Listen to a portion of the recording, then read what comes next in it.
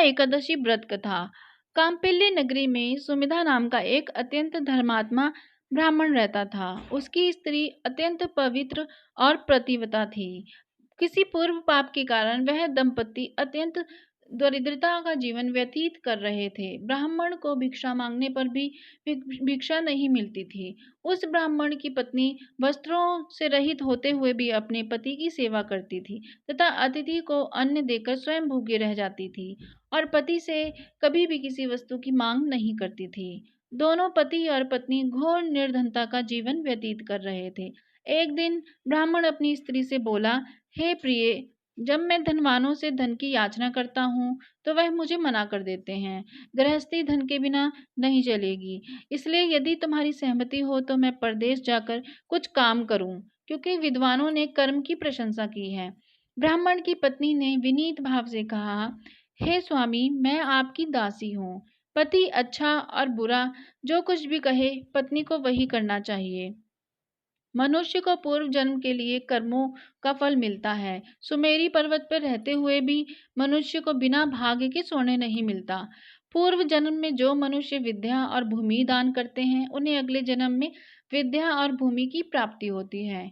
ईश्वर ने भाग्य में जो कुछ लिखा है उसे टाला नहीं जा सकता।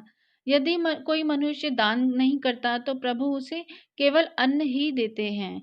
इसलिए आपको इसी स्थान पर रहना चाहिए, क्योंकि मैं आपका विछोड़ नहीं सह सकती। पति बिना स्त्री की माता पिता, भाई, ससुर तथा संबंधी आदि सभी निंदा करते हैं।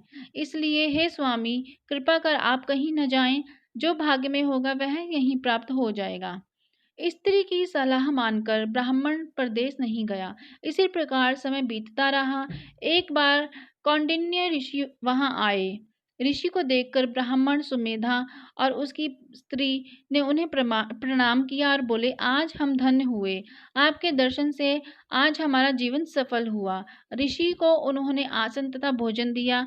भोजन देने के बाद पतिव्रता ब्राह्मणी ने कहा, हे ऋषिवर, कृपा कर आप मुझे दरिद्रता का नाश करने की विधि बतलाइए।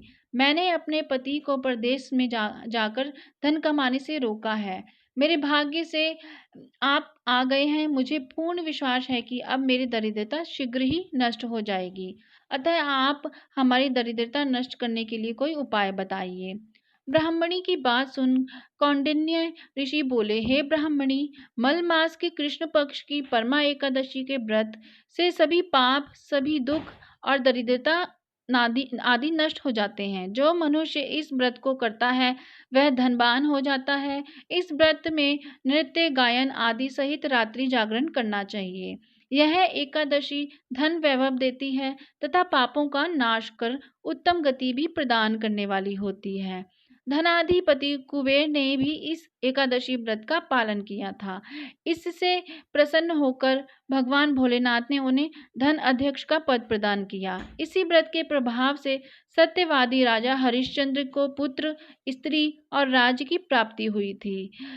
उसके बाद कौंडिन्य ऋषि ने उन्हें एकादशी के व्रत का समस्त विधान कह सुनाया। ऋषि ने कहा, हे ब्राह्मणी, पंचरात्रि व्रत इससे भी ज्यादा उत्तम है। परमा एकादशी के दिन प्रातःकाल नित्य कर्म से निवृत्त होकर विधान पूर्वक पंचरात्रि व्रत आरंभ करना चाहिए। जो मनुष्य 5 दिन तक निर्जला व्रत करते हैं वह अपने माँ बाप और स्त्री सहित स्वर्ग लोक को जाते हैं। जो मनुष्य 5 दिन तक संध्या को भोजन करते हैं वे स्वर्ग को जाते हैं। जो मनुष्य स्नान करके 5 दिन तक ब्राह्मणों को भोजन कराते हैं वे समस्त संसार को भोजन कराने का फल पाते हैं। जो मनुष्य इस व्रत में अश्वदान करते हैं उन्हें तीनों लोगों को दान करने का फल मिलता है। जो मनुष्य उत्तम ब्राह्मण को तिल दान करते हैं वे तिल की संख्या के बराबर वर्षों तक विष्णु लोक में वास करते हैं।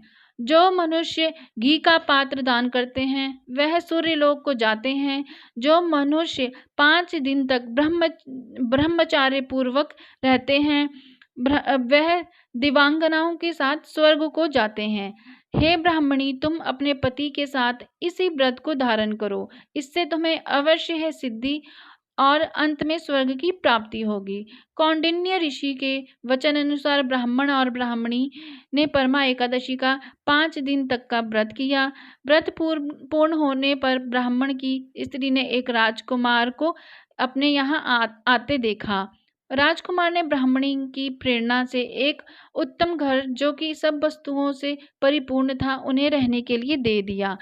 उसके बाद राजकुमार ने आजीविका के लिए एक गांव दिया। इस प्रकार ब्राह्मण और उसकी स्त्री की गरीबी दूर हो गई और पृथ्वी पर काफी वर्षों तक सुख भोगने के पश्चात वह पति पत्नी श्री विष्णु के उत्तम लोक में स्थान ग्रहण करते हैं। ये थी परमा एकादशी व्रत की कथा।